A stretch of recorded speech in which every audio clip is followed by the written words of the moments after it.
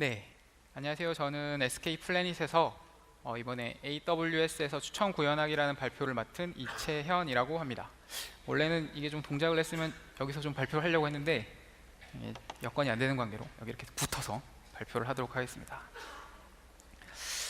일단 발표를 시작하기 전에 여러분들한테 좀 감사를 드려야 될 게 있는데요. 근데 여기 45분 시간 좀 눌러주시겠어요? 체크가 안 되는데. 저희가 원래 트랙 3에 선행기술 세션에 있었습니다. 선행기술 세션에 있었는데 저희도 나름 빅데이터를 처리하고 저희가 테라바이트가 넘는 데이터를 처리하면서 실제 서비스도 런칭을 하고 지금 서비스를 돌리고 있거든요. 근데 선행기술은 좀 아닌 것 같은데 왜 우리는 이렇게 트랙 3에 있나 라고 했는데 여러분들이 이제 이렇게 강의 죽기 이렇게 하셨죠. 강의를 담아서 4시간표 만들기를 하셔서 그거를 통해서 이렇게 시간표가 좀 조정이 됐습니다. 그래서 저희가 트랙 1 빅데이터 세션으로 이동을 했고요. 보시면 저희가 잘했다기보다는 저희 옆에서 발표를 하시는 패트릭 맥게리 씨의 그 영어 발표가 큰 역할을 하지 않았나 생각을 하는데요. 그래서 되게 기쁜 마음에 이제 어제 여기를 딱 처음 와서 보니까 무려 발표 공간이 트랙 3 vs 트랙 1이 이렇게 한 3배 정도 되더라고요. 공간도 되게 넓고 사람들도 되게 많고 그래서 어제부터 밥도 못 먹고 잠도 못 자고 발표 자료를 계속 수정하면서 여러분들의 45분을 아깝지 않게 해드리기 위해서 노력을 많이 했습니다. 한번 지켜봐 주시기 바라고요. 먼저 간단히 제 소개를 드리면 저는 이채현이라고 하고요. 대학교 때는 컴퓨터공학을 전공했고 석사 때는 햅틱스라는 촉각을 전공을 했어요. 촉각을 전공하다가 그 2년이 다서 나사에서 한 6개월 정도 컨트랙트로 일을 했었고요. 한국에 돌아와서는 LG U+에서 일하다가 네이버 NHN 검색센터에서 일을 하면서 하드볼 쓰고 빅데이터 이게 생각보다 재밌구나 이런 걸 느끼다가 SK 플래닛으로 이직을 했고요. 거기서 이제 요즘 사내벤처 플래닛X라는 제도를 통해서 지금은 에코픽 팀에서 추천 플랫폼을 만들고 있습니다. 오늘은 여기서 만든 스타트업처럼 일을 하면서 느꼈던 경험들과 그런 걸 공유를 해드리기 위해서 여러분들 앞에 섰고요. 오늘 제가 공유 드릴 사항은 추천 그리고 AWS 그 다음에 저희가 쌓아왔던 노하우나 팁들을 공유를 드리도록 하겠습니다. 먼저 추천이 전혀 뭔지 모르시는 분이 계실까봐 대부분의 분들은 아시겠지만 정말 짧게 소개를 넣었고요. 아마존이 추천의 대표 주자죠. 아마존에서 스티브 잡스 책을 검색을 하시면 상품 소개 하단에 함께 구매한 상품 혹은 이 상품을 본 다음에 구매한 상품을 보여줍니다. 그리고 외국의 사례뿐만 아니고 국내에도 사례가 많죠. 티켓몬스터 국내 2위인가 1위인가 3위인가 소셜 커머스에서 그 상품란에 들어가면 이 상품을 본 고객이 본 다른 상품들 추천을 보여주고 있습니다. 기저귀 같은 경우는 다른 기저귀 상품이나 티슈 이런 걸 추천해주고 있고요. 참고로 이건 저희 레코픽에서 제공을 해드리고 있습니다. 깨알 같은 홍보를 종종 할게요. 대놓고 홍보는 못하게 하더라고요. 그리고 넷플릭스 같은 경우는 발표도 잘 들으셨겠지만 이제 당신이 이러이러한 영화를 봤으니까 당신 취향은 이거고 이러이러한 영화를 추천을 해줄게 이런 유저 아이템 추천을 또 제공을 하고 있습니다. 그럼 이런 추천을 통해서 어떤 효과를 봤을까요? 이런 걸 살펴보면 아마존 같은 경우는 전체 매출의 한 30% 정도가 추천을 통해서 일어난다 라고 밝히고 있고요. 넷플릭스 같은 경우는 좀 더 크게 전체 사용자들 중에 75%가 자기네 추천을 통해서 영화를 선택한다 라고 자랑을 하고 있습니다. 다들 괜찮은데? 우리도 한번 넣어볼까? 그러면 한번 배워보는 시간을 갖도록 하죠. 큰 그림은 이렇고요. 먼저 데이터 수집을 하고 데이터 변환을 하고 추천을 계산합니다. 그리고 추천 리스트를 제공을 하게 되겠죠. 하나하나 살펴보죠. 데이터 수집 같은 경우는 요즘 작은 회사에 계신 분들은 좀 더 나을 텐데 좀 더 큰 회사에 계신 분들일수록 공감을 하실 거예요. 일단 우리가 추천을 계산을 해보고 싶어. 그래서 데이터를 이제 사업팀이나 그 개발팀에 넣어달라고 하면 우리 좀 주세요 라고 얘기를 하면 일단 로고 포맷 맞추자는 회의부터 합니다. 한참을 열심히 신나게 로고 포맷 이거 이렇게 넣고요, 여기 탭 넣고요, 뭐 딜리미터 뭐 쓰고요, 로고 포맷 맞추는 회의를 하고 나서 이제 뭐 서버 연동을 하겠죠. FTP나 카프카나 아니면 필요한 기술을 써서 하는데 막상 또 하다 보면 방화벽이 안 뚫려 있네. 방화벽 좀 뚫어주세요. 이러면 또 한 2주 훅 날아가죠. 이렇게 방화벽을 뚫어서 이제 데이터가 옵니다. 데이터 한 번에 오면 좋은데 꼭 하나씩 또 빼먹는 게 있어요. 그래서 또 추가 개발 들어가죠. 이게 그 추천 백 뒷단에서 일하는 사람들 가장 큰 숙명인 것 같은데 쉽지 않아요. 데이터 수집하는 것 자체가 정말 쉽지 않아요. 일단 데이터만 수집하면 할 수 있는 건 정말 많은데 저희가 선택한 방법은 스크립트 기반으로 데이터를 수집하는 방법입니다. 이렇게 어시크로너스하게 데이터를 수집하게 되고요. 스크립트에 대한 얘기는 좀 더 다음에 하도록 하고요. 일단 대충 어떻게 돌아가는지만 설명을 드리면 저희가 사이트에 스크립트를 신고요. 이제 그 사이트에 사용자가 방문을 하게 되면 브라우저가 페이지에 필요한 리소스를 다 로딩을 하고 이제 저희 스크립트가 불리게 되고, 저희 스크립트는 쿠키 기반으로 유저 아이디를 하나 생성을 합니다. 정확하게 유저 아이디라고 하면 좀 헷갈리니까 UID라고 할게요. 쿠키 기반으로 기존의 아이디가 없으면 새로운 아이디를 하나 만들고요. 있으면 기존 아이디를 가져다 쓰고, 그 다음에 URL이나 돔으로부터 아이템 아이디를 추출을 하고요. 그 다음 액션, 이게 구매인지 아니면 그냥 클릭인지 혹은 바스켓에 담은 행인지 이런 걸 또 구별을 해서 저희 쪽으로 데이터를 쏴주게 됩니다. 요거 같은 경우는 바닐라슈라는 사이트에서 어떤 사용자가 1015055라는 상품을 봤다라는 로그가 저희 서버로 전송이 되는 결과입니다. 이렇게 스크립트를 이용해서 하다 보면 좋은 점은 뭐냐면, 아무래도 앞단에 있었던 그 회의와 뭐 이런 잡다한 것들이 다 없다, 훨씬 더 간편하다. 여러분들도 설득을 하실 때 스크립트 한 줄만 넣어주시면 돼요. 이거랑 서버 주소는 이거고요, 방화벽 이렇게 뚫고요, 이런 것보다 훨씬 더 간편하게 설득을 하실 수 있어요. 그리고 아무래도 브라우저, 원래는 이제 서버 투 서버 이렇게 데이터를 전송을 해야 되는데 브라우저의 힘을 좀 빌리는 역할이다 보니까 서버 부하가 감소하는 장점이 있습니다. 대신에 단점으로는 일부 데이터가 손실이 가능해요. 이게 무슨 말인고 하니, 여러분들이 사용자들이 너무 오래된 브라우저를 쓰거나 아니면 성격이 너무 급한 거예요. 그래서 우리한테 데이터를 전송하기도 전에 그냥 클릭해서 다른 페이지를 가버리면 저희는 데이터를 수집할 수 없습니다. 근데 실제로 보면 한 5%? 그 정도 차이가 나는데 뭐 크게 추천 계산하는데 그렇게 크리티컬하진 않잖아요. 그렇기 때문에 스크립트 기반 추천이 할만하다라고 저희는 강조를 하고 있고요. 이제 사용자 브라우저, 저희는 이제 EC2, 아마존 EC2의 그 콜렉터 서버를 다 띄워놨고요.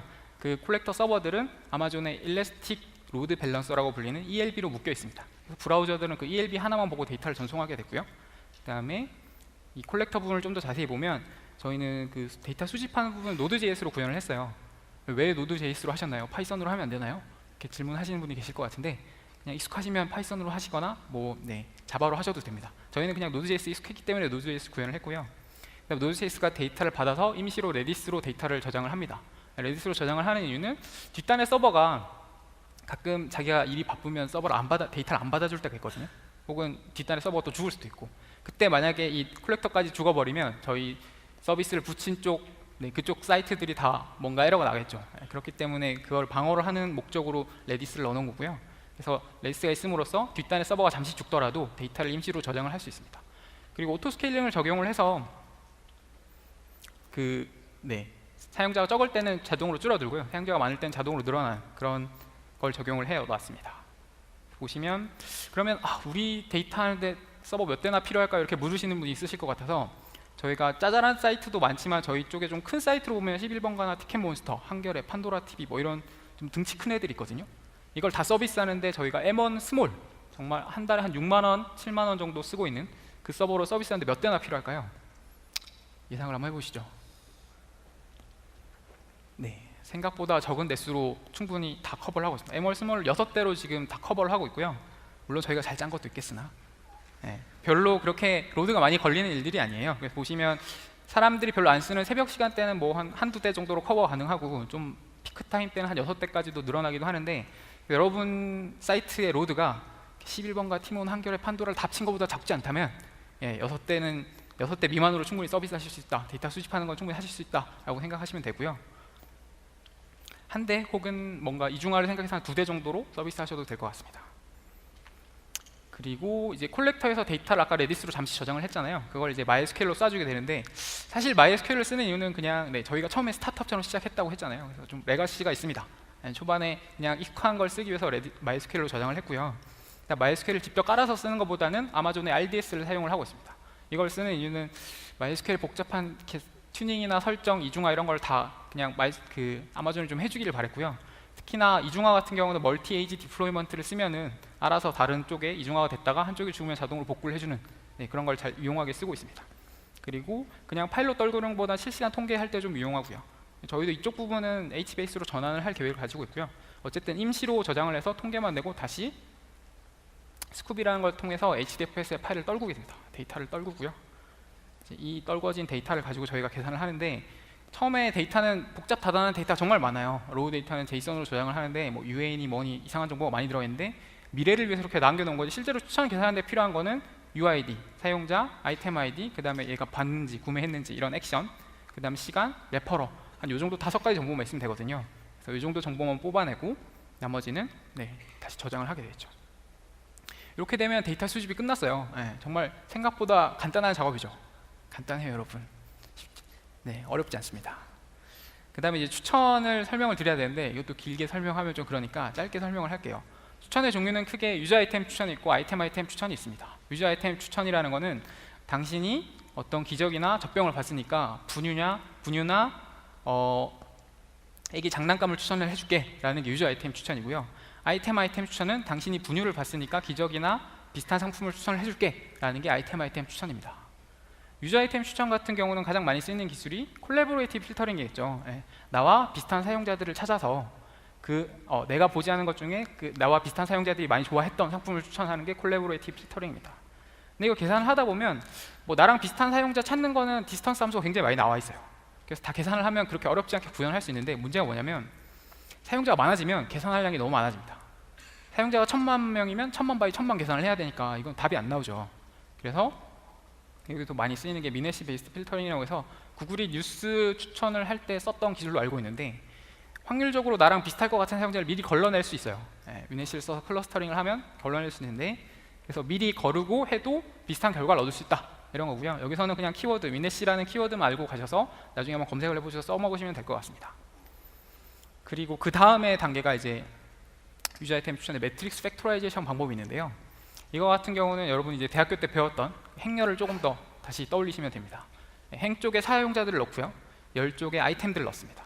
그리고 어떤 사용자가 어떤 아이템에서 어떤 점수를 줬다 혹은 어떤 액션을 했다라는 걸 점수로 바꿔서 행렬에 채워 넣습니다. 슈퍼맨 같은 경우는 안경이 필수니까 안경에 5점을 줬을 거고요. 아이언맨은 비행기에 5점을 줬군요. 네. 그래서 이제 우리가 원하는 거는 사용자들이 모든 상품에 대해서 점수를 매기는 건 아니잖아요. 그래서 이제 남아있는 이 구멍을 채우는 거예요. 그냥 채울 수는 없으니까 이거를 행렬로 쪼갭니다.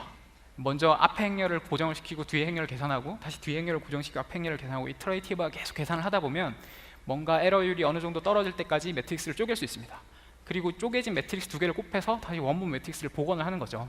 예상을 하는 거죠.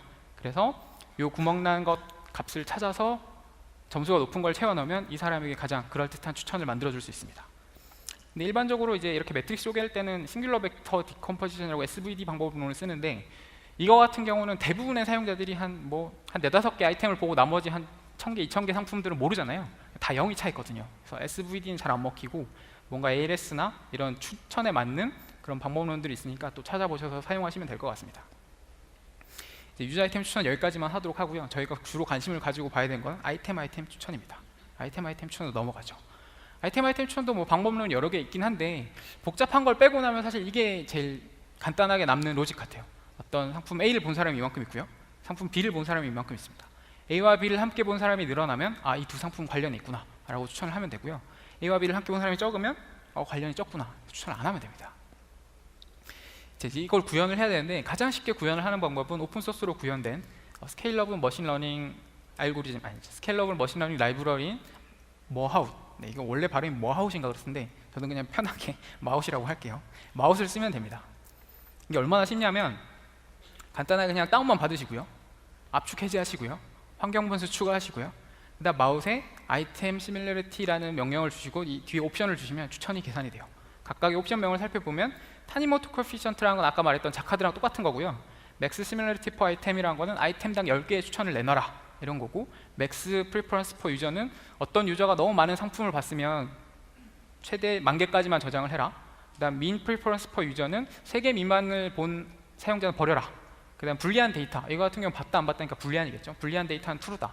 그리고 input output temp 디렉토리를 주면 자동으로 얘가 추천을 계산을 하게 됩니다. 여기서 마우스 좋은 게 스케일러블 하다고 했잖아요. 하드 위에서 돌거든요. 기본적으로. 기본은 아니구나. 하드 위에서 돌게 할 수가 있어요. 그래서 뭔가 데이터가 늘어나면 늘어날수록 자동으로 확장이 돼서 돌게 됩니다. 그래서 보시면 이런 인풋에 대해서 마우 명령어만 치면 그냥 깔끔하게 이런 결과가 나와요. 12번 상품에 534번 상품을 0.25의 점수로 추천을 합니다 라는 결과죠. 정말 쉽죠? 그렇게 어렵지 않아요. 직접 다운받으셔서 해보시면 될 것 같고요. 이제 이걸로 끝나면 아직 시간이 30분이 남았으니까 이걸 끝낼 수 없겠죠. 이걸로 끝내면 안 되는 이유가 뭐냐면 저희가 실제로 저희 알고리즘을 개발하기 전에는 마우스로 추천을 계산을 했어요. 그랬더니 이런 문제가 생깁니다. 아까 저희가 스크립트 기반으로 데이터를 수집한다고 했잖아요. 그러니까 대부분의 정보가 구매 정보만 쓰면 좀 덜해요. 구매 정보만 쓰면 좀 덜한데 대부분의 정보는 사실 뷰잉 로그예요. 뷰잉 로그. 봤다 안 봤다. 바이너리인데다가 뷰잉. 그럼 어떤 문제가 생기냐면 이제 메인 페이지에 이렇게 상품을 노출을 합니다. 메인 페이지에 베스트 상품이라고 노출을 하면 사용자들이 그냥 별 생각 없이 클릭을 막 하죠. 그렇죠? 그러면 그 메론 상품에 메론을 본 사람들이 쌈채소도 많이 보니까 메론에 쌈채소나 토마토가 추천이 되는 거예요. 네, 이게 실제로 저희가 추천을 겪었던 문제고요. 이런 한계를 극복하기 위해서 저희가 몇 가지 피처들을 추가를 했는데 이거를 그 중에서 가장 효과를 잘 봤던 몇 가지 피처들에 대해서 공유를 하도록 하겠습니다. 첫 번째 레퍼러 전환 페이지인데요. 메인 페이지처럼 사용자들이 정말 아무 생각 없이 클릭하는 페이지에서 온 로고들은 가중치를 많이 낮추게 되고요. 어떤 서브 카테고리나 혹은 검색 페이지처럼 사용자가 인텐션을 가지고 온 페이지 같은 경우는 인텐션을 가지고 온 페이지를 통해서 온 로고 같은 경우는 가중치를 높여주게 됩니다. 그리고 행동에 대한 가중치도 주는데요. 어떤 그냥 봤어요 보다는 장바구니에 담았어요, 장바구니에 담았어 보다는 샀어요의 가중치를 더 주게 됩니다. 마지막으로 시간에 대한 가중치도 주는데 제가 오늘 같이 본 상품이랑 일주일 전에 같이 본 상품이랑 가중치가 중요도가 같을 수는 없겠죠. 그래서 일주일 전에 같이 본 상품보다는 오늘 같이 본 상품에 가중치를 더 주게 됩니다. 이렇게 계산을 하고 나면 추천 결과가 이렇게 바뀝니다. 아까 메론에 막 쌈채소 이런 것들이 추천이 되는데 메론에 파파야, 메론, 애플망고, 참외가 추천이 되고요. 쌈채소에 채소나 채소 세트가 추천이 됩니다. 눈으로 보기엔 추천 결과가 훨씬 더 그럴듯해졌죠? 아닌가요? 이런 반응 힘드네요. 네. 눈으로 봐서 그럴듯하잖아요. 수치적으로도 한번 증명을 해보죠. 기존에 저희가 머아웃으로 돌렸을 때는 클릭률이 4.2%가 나왔어요. 한 100명에게 노출하면 한 4번 정도 클릭이 일어났습니다. 반면에 저희가 자체 알고리즘으로 계산을 하고 나서는 100번 노출하면 한 6번 정도 클릭이 일어나는 35% 클릭률이 증가한 걸로 나왔고요. 자, 이제 저희가 이런 알고리즘 각종 피처를 써서 막 돌려서 추천을 계산을 하고 이커머스 사이트, 그다음 컨텐츠 사이트 막 가서 자랑을 했어요. 우리 이런 거 추천이 이런 게 잘 나와요. 그래서 잘 됐어요. 실제로 적용도 잘 하고 성과도 잘 나왔는데 이 자신만만함이 어디서 깨졌냐면 언론사에서 깨졌습니다. 언론사. 여러분들 뉴스 소비하는 패턴을 다시 한번 생각을 해보세요. 대부분이 아마 저를 포함해서 대부분이 그러실 것 같은데 일단 메인 페이지에 뜬 기사를 보죠. 메인 페이지에 뜬 기사를 보고 그리고 우측에 있는 많이 본 기사, 인기 기사 혹은 댓글이 많은 기사 이런 거 위주로 보게 되잖아요. 대부분의 사용자들이 그렇게 클릭을 하더라고요. 그래서 실제 사례를 보면 하루 100만 독자를 얻고 만화 한류 꿈꾼다라는 기사가 있어요. 만화에 대한 기사죠. 근데 저희가 이제 기존에 막 복잡한 알고리즘 딱 돌렸더니 이런 추천이 떴습니다. 4개 인형이랑 표정 하나로 만감을 표현하는 배우, 죽을지도 모르는데 너무 웃긴다, 열애 자본의 3대 세수를 포착하다. 딱 봐도 만화랑은 상관없는 기사들이 추천이 되잖아요. 그 이유가 뭔가 봤더니 다 10월 10일 한 8시쯤에 뜬 기사예요. 그러니까 비슷한 시기에 뜬 기사를 사용자들이 클릭을 많이 한 거죠. 그래서 이런 거에 한계가 있다 이런 걸 느끼고 저희가 키워드 시멘틱스 모델이라는 KSM 알고리즘을 만들었습니다. 그럴듯한 이름이지만 사실은 만든 분 이름을 딴 알고리즘이고요. 원래 다 그런 거 아니겠어요? 이거는 향후에 만들어지는 그런 의미죠.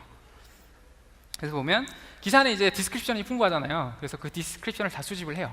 디스크립션을 수집을 해서 일단 키워드를 추출합니다.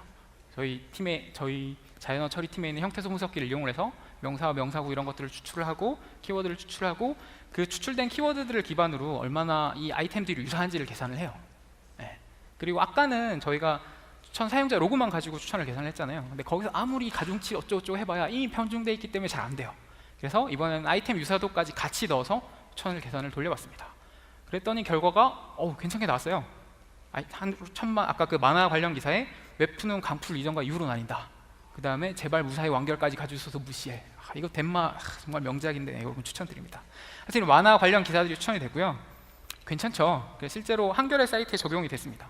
근데 이거 만화 잘 된 거 하나만 들고 와서 자랑하는 거 아니야? 라고 하실 것 같아서 제가 몇 가지 섹션에서 더 가져왔는데 어제 기사죠. 두산 플레이오프 진출 관련된 기사에 뭔가 태금 V 끝내줬다, 마지막 승부 앞둔 두산, 목동 트라우마, 야구 관련 기사들이 막 추천이 돼요. 두산 팬들께 추천. 까먹었네. 넘어가도록 하겠습니다. 그리고 알뜰폰 관련된 기사에도 뭔가 알뜰폰 관련 기사들이 추천이 됩니다. 이건 특히나 언론사 같은 경우 저희가 대부분의 기사들이 당일날 올라와서 한 3-4시간 뒤에 소비돼서 나가잖아요. 굉장히 라이프 사이클이 짧아요. 그래서 저희가 실시간 추천을 제공을 해드리고요. 한번 직접 가서 보시면 밑에 관련 기사란을 확인을 하실 수 있고 추천이 잘 된다 이런 걸 느끼실 수 있습니다. 혹시나 언론사에서 오신 분들이나 블로그 운영하시는 분들은 한번 신청해서 써보시기를 추천드리고요. 이제 추천 결과 제공에 대해서 한번 얘기를 해보죠. 저희가 추천 결과는 제이선으로 저장을 하고 있고요. 요 결과는 1번 아이템에 대해서 10번, 11번, 13번, 17번 아이템을 추천을 해라 라는 결과고요. 점수랑 메소드라는 거는 어떤 알고리즘을 통해서 추천이 계산이 되었나 라는 걸 저장한 겁니다. 나중에 트래킹을 하기 위해서 이렇게 같이 저장을 하고요. 근데 생각을 해보면 추천을 저희가 하루에 한 3번 정도 계산을 하거든요. 근데 매번 돌릴 때마다 이거를 다 뽑아서 다시 DB 업데이트 치기에는 너무 부담이 돼요. 그렇죠? 생각을 해보면 어차피 10번, 11번 스코어가 좀 바뀌거나 메소드가 바뀌더라도 이 추천되는 아이템의 종류나 순서만 바뀌지 않으면 다시 뭔가 저장을 할 필요는 없잖아요. 그래서 이 리스트들을 뽑아서 MD5S를 해서 레코S라는 걸 만듭니다. 그래서 레코S가 변하면 DB 업데이트를 넣고요. 변하지 않으면 그냥 버립니다. 실제로 아까 말씀드렸듯이 3번 정도 계산을 해보면 한 10%에서 한 20% 정도만 추천 리스트가 변경이 되고요. 나머지는 그냥 그대로 유지가 됩니다. 그렇게 이해를 하시면 될 것 같고, 마지막으로 추천 결과는 저희가 MySQL이랑 레디스에 넣어서 추천 서비스를 제공을 하고 있고요. 마찬가지로 ELB 단에 묶여서 어떤 사용자가 1번 아이템에 대한 추천 리스트를 주세요 하면 저희 API 서버, Node.js로 구현이 된 API 서버가 일단 로컬에 있는 레디스한테 야, 너 결과 가지고 있냐? 물어보고 있으면 주고요. 없으면 MySQL이랑 별도로 있는 레디스한테 물어서 먼저 나오는 추천 결과를 제공을 해주게 됩니다. 마찬가지로 오토 스케일링 적용이 되어 있고요. 실질적으로 콜렉터랑 API는 같은 서버에서 물려 있어요. 물리적으로 같은 서버에서 돌고 있고요. 추천의 구현에 대한 여기까지 하기로 하고요. 몇 가지 저희가 이제 좌충우돌 겪었던 팁들, 에피소드 위주로 겪었던 팁들을 공유하는 시간을 갖도록 하겠습니다. 일단 AWS에서 저희가 하둡을 구현을 할 때 사용한 인스턴스는요, C1 미디움이었어요. C1 미디움은 버추얼 CPU가 2개, 그 다음 메모리는 1.7기가 정도인데, 어차피 저희가 물론 이게 절대값은 아니에요. 저희가 맵 태스크를 4개씩 주고 리드 태스크를 하나씩 주고 돌렸는데 절대값은 아니고요. 저희 같은 경우는 메모리보다는 좀 CPU 파워를 많이 사용을 하는 추천 계산을 했기 때문에 이렇게 사용을 했었고요. 하나의 레퍼런스로도 이렇게 했더니 잘 돌아가더라, 이 정도 알고 계시면 될 것 같고, 그리고 많이들 물어보시는 게 AWS에서 아니 굳이 뭐 EC2에 직접 하도 깔아 써야 되나요? 아마존 S3 쓰면서 EMR 쓰면 되는 거 아닌가요? 라는 걸 많이 물어보세요. 근데 물론 추천만 딱 계산해서 하실 거면 EMR 쓰는 게 더 답일 수도 있어요. 왜냐면 비용적인 측면에서 훨씬 더 절감이 되니까. 근데 저희 같은 경우는 추천 계산만 하는 건 아니고요. 이테일도 돌리고 추천 성과에 대한 것도 계산하고 각종 통계 계산해서 거의 하루에 한 90% 이상 사용량을 보이고 있거든요. 그래서 이런 경우는 오히려 그냥 EC2에 하둡을 직접 깔아서 쓰시는 게 더 낫습니다. 잘 비교를 해보시고 사용하시면 될 것 같고요. EC2의 추천을 직접 깔아서 사용할 때 또 유의하실 점이 있어요. 그 하둡에서 아니죠. 아마존 인스턴스에서 보면 내부 호스트 명을 쓰잖아요. 그래서 보면 하둡 직접 까신 분들은 좀 아실 텐데 직접 들어가다 보면 뭔가 IP 주소가 호스트 명으로 딱 바뀌어서 접근이 안 될 때가 있어요. 너무 귀찮잖아요, 외부에서 쓰기가. 그래서 저희는 어떻게 이걸 풀었냐면 처음에 DNS 서버, DNS 네임, 이름이 갑자기 기억이 안 나네. DNS 서버라는 서비스를 이용을 해가지고 직접 호스트명을 주고요. 그 호스트명에 아마존의 퍼블릭 IP 주소를 박아 넣었습니다. 그랬더니 처음에 되게 잘 나왔어요. 해피하게 h001.recopig.com이라는 서버로 바로 접근이 되고 집에서도 되고 회사에서도 되고 정말 해피한 상황이 됐는데, 이게 또 문제가 뭐냐면 이걸 나중에 알았어요. 아마존이 C2에서 내부 인스턴스끼리 원래 데이터를 주고받는 건 무료거든요. 근데 내부 IP끼리 주고받아야 무료고요. 저희처럼 퍼블릭 IP를 직접 박아서 데이터를 주고받으면 아마존이 나쁜 사람들 과금을 하더라고요. 그래서 전혀 몰랐는데 400불이 과금이 띡 되고 나니까 이게 뭐지 해서 찾아보니까 그런 걸 찾아서 여러분들이 이런 삽질을 하지 마시라고 공유를 해드리게 됐습니다. 보시면 이걸 해결하시려면 아예 그냥 DNS를 따로 두시든가 아니면 ETC 호스트스에 박아 넣으세요. 저희도 그냥 다시 ETC 호스트스로 돌아왔습니다. CDH 얘기를 좀 해야 될 것 같은데, 클라우데라 버전 하둡 배포판이고요. 아파치 하둡만 사용할 거라면 그냥 아파치 버전을 그냥 그대로 사용하셔도 돼요. 요즘 워낙 튜토리얼도 잘 돼 있고 한글로 된 튜토리얼도 있으니까 한번 설치를 하시면 되는데, 이제 하둡 외에 뭔가 HBase, 우지, 휴, 하이브 이런 거 깔기 시작하면 이거 내가 사람 할 짓이 아니구나, 설치하다가 시간이 다 가겠구나, 이런 걸 많이 경험하실 거예요. 그래서 이 경우는 그냥 CDH 쓰시는 걸 추천해 드리고요. 덤으로 CDH는 모니터링도 되고 최근에 대수 제한도 없어졌어요. 그래서 무제한 서버를 사용하실 수 있고, 한 가지 문제가 뭐냐면 제일 최근 전 버전이 4.6 버전이었는데 4.6 버전이 UI 상에서 EC2 인스턴스가 바로 추가가 안 됐어요. 그래서 API를 써서 직접 추가를 하거나 그런 삽질을 해야 되는데 4.7로 업데이트가 되면서 이제 바뀌었습니다. 이제 UI 상에서 바로 추가가 되니까 참고하시고요. 그리고 파일 관리할 때도 이제 이슈가 좀 있는데, 저희가 처음에는 데이터를 그냥 HDFS의 파일로 관리를 했어요. 그랬더니 되게 귀찮은 일이 많았어요. 어떤 게 귀찮냐면 일단 짜잘한 파일이 되게 많다 보니까 맵 태스크가 짜잘하게 많이 뜨는 거예요. 그래서 그런 걸 막기 위해서 또 파일 머지를 해서 파일 등치를 키우고 이런 작업을 했는데 그것도 귀찮았고, 오래된 파일을 또 이제 한 1년 정도 된 파일을 이제 지워야 되잖아요. 파일을 삭제하는 것도 귀찮아요. 만약에 로고 포맷이 변경되면 또 파서 새로 만들어야 되고 막 복잡한 작업이 또 많습니다. 사실 이게 제일 큰데, 그 어떤 경우에 따라서는 일주일 데이터를 뽑을 때도 있고 한 달 데이터를 뽑을 때도 있고 5달 데이터만 뽑아서 쓰고 싶을 때가 있어요. 근데 하도 그냥 HDFS의 파일로 관리를 하면 별도의 프로그램을 만들어서 하지 않으면 좀 귀찮은 일이 많이 생깁니다. 그래서 별도의 프로그램 만들어서 막 애스트리크 주고 뭐 이렇게 해야 되는데, 그래서 저희는 HBase로 넘어왔어요. HBase를 쓰면은 파일 머지 이런 거 필요 없어요. 알아서 다 관리를 해주기 때문에 좋고요. 그다음 타임 투 라이브 이용해서 자동으로 한 달에 있으면 데이터 지워라 이런 거 설정할 수 있고, 컬럼이나 컬럼 추가 삭제 편에서 뭔가 새로운 데이터가 추가되더라도 별 어려움 없이 대응을 할 수 있습니다. 그리고 아까 타임 필터링이 되게 귀찮았는데 HBase를 쓰면 그냥 2달치 데이터 한번 가져와 주세요 이렇게 하면 정말 쉽게 가져올 수 있어요. 근데 여기도 좀 이슈가 있는데, 일단 HBase 테이블 설명부터 하죠. 저희가 추천에 필요한 데이터를 퍼스트 로그 테이블 구성해서 넣는데요. 일단 로그 키는 그 서비스 아이디, 그러니까 어떤 서비스냐, 그 다음에 시간, 그 다음에 어떤 사용자, 그 다음에 어떤 아이템, 요거를 키로 줍니다. 그래서 시간에 대해서 서비스랑 시간에 대해서 데이터를 끌어오기 되게 편하게 이렇게 구성을 해놨고, 컬럼 패밀리에는 추가적인 정보, 뭔가 액션이나 레퍼러나 시간 정보, 카테고리나 가격 정보를 넣어놨죠. 그래서 이거는 더 확장될 수 있고요. 이제 이런 식으로 테이블을 구성을 해놨는데, 한번 보시죠. 파스드 로그 테이블에는 이런 식으로 소팅이 되겠죠. 그런데 여러분들은 우리 서비스는 하나밖에 없는데 나는 저런 이슈 없을 거 아니야? 이렇게 생각하실 수 있는데, 서비스 아이디 1번을 웹으로 보고요, 서비스 아이디 2번을 모바일로 보죠. 요즘 대부분 모바일도 서비스를 하니까. 그러면 이런 식으로 데이터가 저장이 됩니다. 그러면 이런 식으로 리전이 나눠지고요. 물론 이렇게 이쁘게 나눠지진 않지만 그냥 설명을 쉽게 하기 위해서 넘어가죠. 그래서 리전 서버에 이렇게 잘 저장이 됩니다. 그러면 이슈가 뭐냐면, 저희가 리전 서버, 그러니까 8월, 9월 데이터만 가지고 추천을 계산을 해보고 싶어요. 그러면 리전 서버 처음에 생각에는 리전 서버 3번, 4번, 5번에서만 맵 태스크가 떠서 MR 작업이 돌 거라고 생각을 했습니다. 3, 4, 5번에서 맵 태스크가 뜨긴 떠요. 근데 1, 2번에 데이터가 필요 없는 1, 2번에도 맵 태스크가 떠서 뭔가 뜨고 나서 나 없어요 하고 죽는 경우가 생겼다는 거죠. 이게 무슨 말인고 설명을 다시 보면, 실제 데이터를 가지고 있는 건 리전은 한 10개밖에 안 되는데 맵 태스크는 한 400개 가까이 뜨는 거예요. 다 뜨고 보시면 끝나는 종료되는 시간을 보시면 실제 데이터가 있으면 한 6분 정도 잡아먹은 게 맞아요. 근데 데이터가 없는 애들은 뜨고 한 10초 있다가 나 데이터 없어 하고 죽어요. 이게 뭐 별게 아닐 수도 있는데, 이제 맵 태스크도 어차피 캐패시티가 있는데 불필요하게 이게 뜨는 거라서 이제 얘 때문에 뭔가 뒤에 있는 작업들이 밀리고 이런 일들이 생깁니다. 그거를 해결하기 위해 저희가 좀 삽질을 많이 했는데, 처음에 저희가 셋 필터만 썼었어요. 셋 필터래. 로우 필터만 썼었습니다. 그래서 서비스 아이디 1번에 대해서 8월, 9월 데이터만 꺼내주세요 라는 거를 이제 로우 필터만 쓰면 어떻게 되냐면, 일단은 데이터를 맵 태스크는 다 띄우고, 각 리전마다 맵 태스크는 다 띄우고, 필요한 데이터는 뜨고, 없으면 일단 떴다가 죽는 이런 현상을 반복하게 되고요. 두 번째는 스캔할 때 아예 글로벌리 스타트랑 스탑을 주는 거예요. 그렇게 주면 이쁘게 맵 태스크가 8월, 9월 거만 딱 떠서 가져오게 됩니다. 자, 근데 여기 이제 옵션이 하나 더 붙어요. 서비스 아이디 2번, 아까 모바일이랬죠. 모바일에 대해서 9월 데이터를 다시 뽑아주세요 라고 요청을 하면, 그냥 저렇게 스캔을 글로벌리 줘버리면 이런 현상이 여전히 생깁니다. 서비스 아이디 2번에서 7월, 8월 데이터는 굳이 그 리전은 가져올 필요가 없는데, 이게 글로벌리 설정이 되다 보니까 일단 맵 태스크가 뜨는데 포함이 되는 거죠.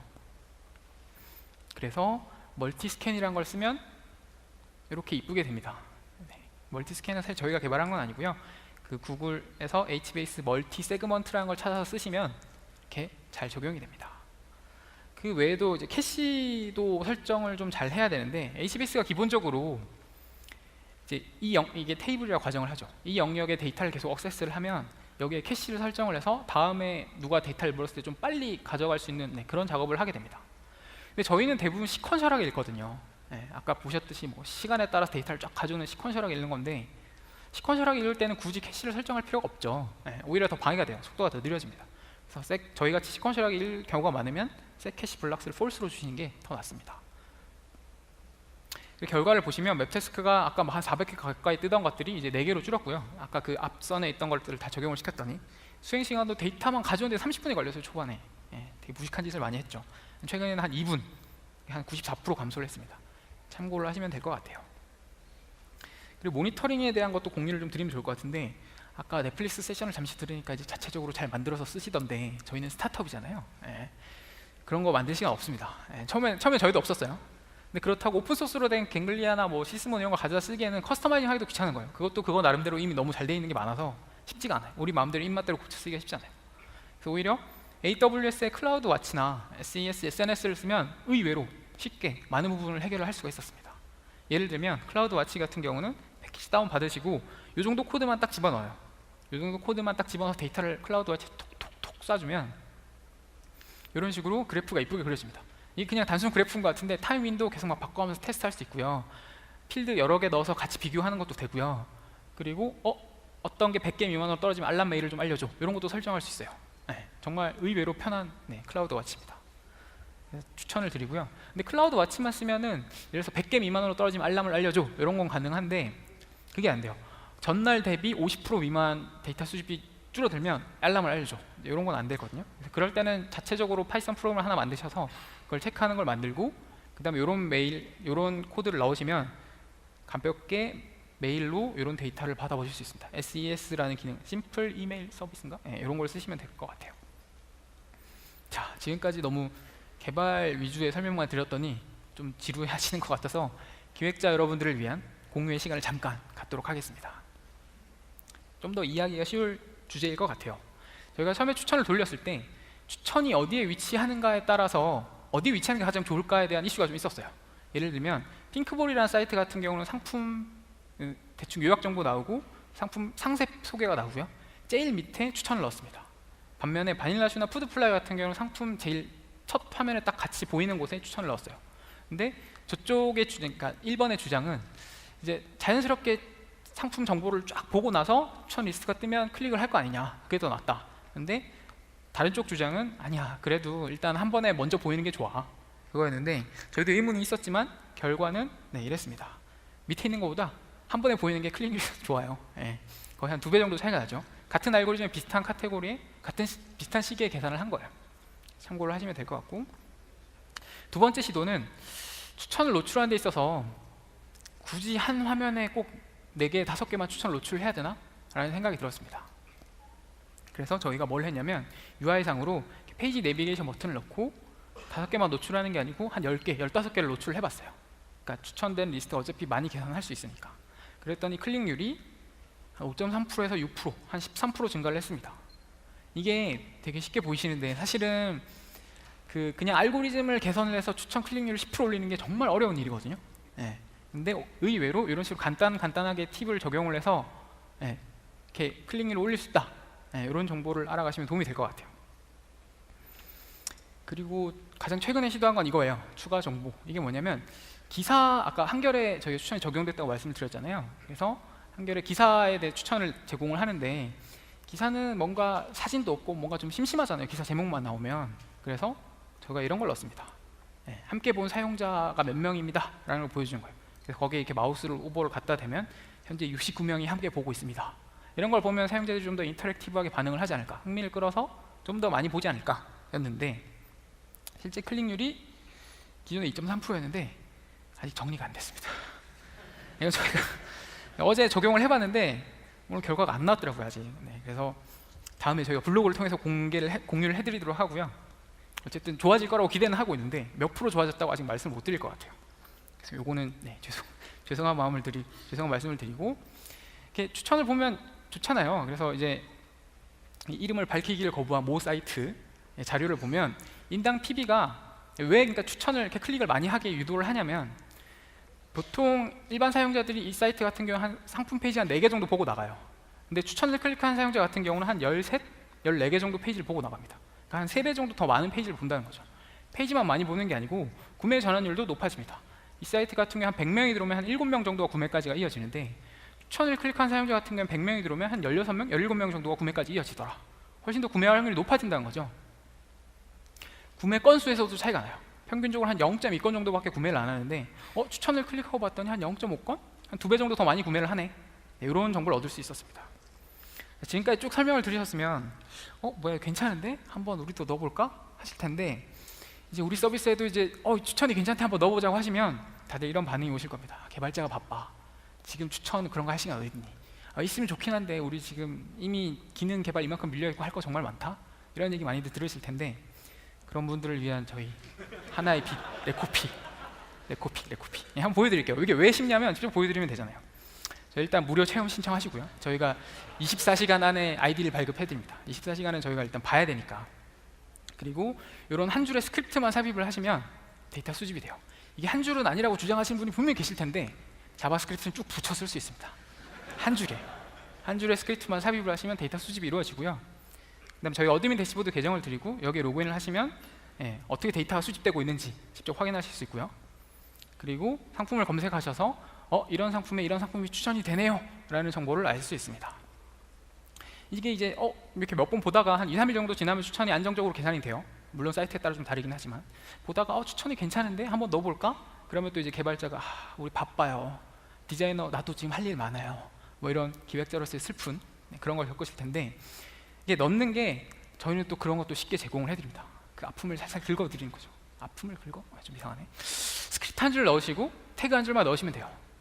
그러면 이렇게 이쁘게 붙습니다. 이렇게 특정 모양만 있는 거 아닌가요? 이런 게 아니고요. 가로 버전, 세로 버전, 뭐 글자체도 바꿀 수 있고요. 페이지 몇 개로 할 건지, 가격 정보 넣을 건지 이런 정보를 다 세팅을 하실 수 있어요. 그리고 추천을 적용한 뒤에는 이런 아까 제가 막 보여드렸던 그 자료를 다 어드민 대시보드상에서 확인하실 수 있고요. 클릭률이 얼마나 나오는지, 그 다음에 사용자가 얼마나 PB가 높아지는지 이런 거 확인하실 수 있고, 그 다음에 눈썰미 좋으신 분, 그러니까 이런 상품에 대한 상품 추천이 보여지는데 눈썰미 좋으신 분들은 보셨겠지만 아까는 저 그래프가 다 0으로 차 있었어요. 추천을 노출하기 전에 0으로 차 있었는데 지금은 이제 이런 거를 사용자들에게 보여줬더니 이렇게 사용자들이 반응을 하더라라는 걸 알 수 있는 거죠. 예를 들면 흑토마토 같은 경우는 대저토마토에 대한 추천 클릭은 별로 없고 방울토마토도 아무도 클릭을 안 해요. 의외로 애플망고의 사용자들이 클릭을 많이 하는 걸 바로 확인을 하실 수 있어요. 요 같은 경우는 이렇게 잘 보다가 그러면 흑토마토랑 애플망고를 한번 묶어서 팔아볼까 하는 마케팅 인사이트도 얻을 수 있는 거죠. 저희 플랫폼을 쓰시면 그런 것도 가능합니다.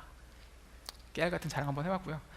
그 다음에 PB와 매출의 증가를 직접 한번 확인을 해보실 수 있어요. 저희 지금 고객사 티켓몬스터 11번가 한겨레 뭐 이런 온갖 많은 사이트들에서 추천을 실제 적용을 하고 있고요. 끝내기 전에 저희는 이제 스타트업처럼 일을 한다고 했잖아요. 그래서 한 달에 한 번씩 목표를 정해서 이렇게 일을 하는데 제가 이번 달에 데뷔에 가서 이렇게 많은 분들 앞에서 공유를 해야 되니까 한 2주 정도 작업을 하겠습니다 라고 말씀을 드렸더니 저희 팀원분들께서 좀 정량화한 목표를 정해야 되지 않겠냐, 그냥 했다고 하면 그거는 목표가 아니다 라고 말씀을 해주셨어요. 그래서 제가 목표로 잡은 거는 저희가 지금 라이크 100개를 늘리겠다, 발표가 끝나고 나서. 여러분들이 혹시 오늘 발표를 들으시고 그래도 좀 내가 건정한 게 있다, 인사이트를 얻은 게 있다고 하시면 저희 레코픽.com으로 들어오셔서 라이크 한 번만 눌러주시면 제가 이번 달 목표를 달성하는데 많은 도움을 얻을 수 있을 것 같습니다. 그래서 이것만 아니고 저희가 안 되면 돈으로 해결을 해야죠. 그래서 빼빼로를 저기 부스에서 드리고 있어요. 그래서 한번 와서 한번 보시고요. 실제 어드민 대시보드 어떻게 생겼나 확인하실 수도 있고, 이제 라이크 한번 눌러주시면 저희가 바로 빼빼로 하나를 제공해드리는 좋은 마케팅을 펼치고 있습니다. 여기까지 하도록 하겠습니다. 감사합니다.